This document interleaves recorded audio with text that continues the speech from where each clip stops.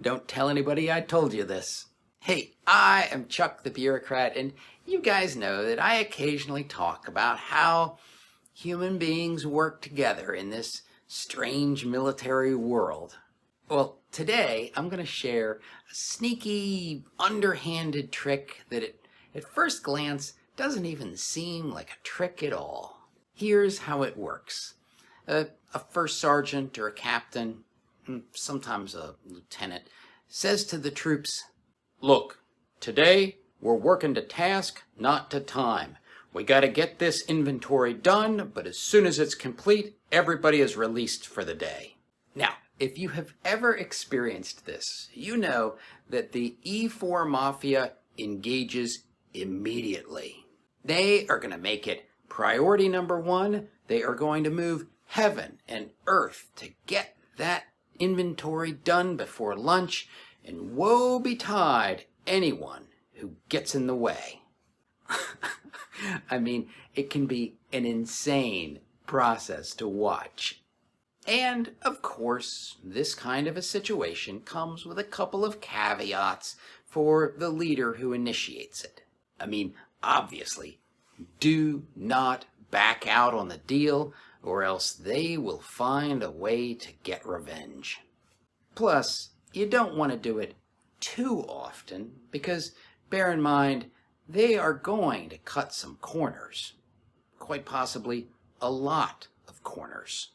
And to be honest, one of the reasons a leader might use this technique is just because they want the junior enlisted out of the way for the second half of the day. But there is a much deeper, darker, sneakier reason to do this.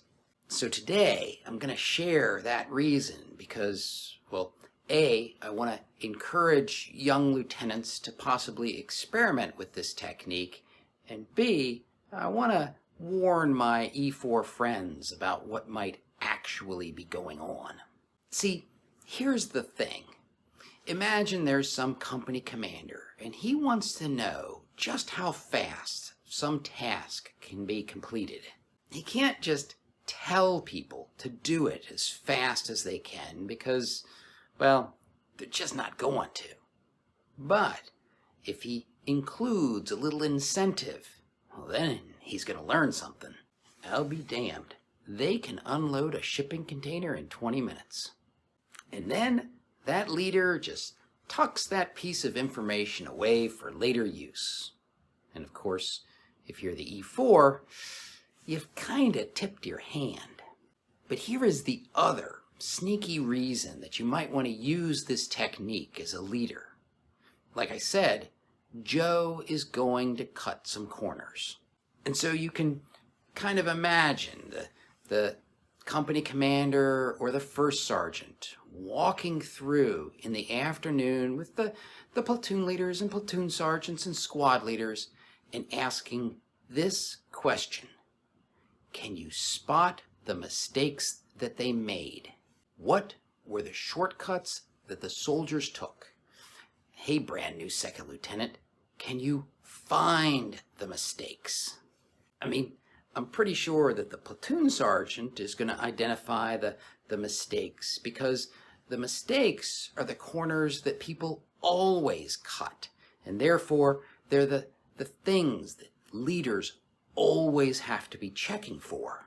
But so what?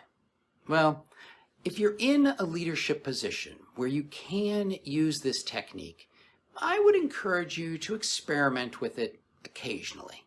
You can learn some things, you can teach your subordinate leaders some things, and the junior folks feel that they have gotten over on the system. But if you are one of those junior folks, you might want to be a little bit wary of this situation. In particular, if you have some clever trick that you don't want anybody to know about, you might not want to use it on that day. Anyways, what clever tricks, I don't know, sneaky or otherwise, have you used? You want to see a really goofy one that a major can use to get his boss to micromanage him less? watch this video.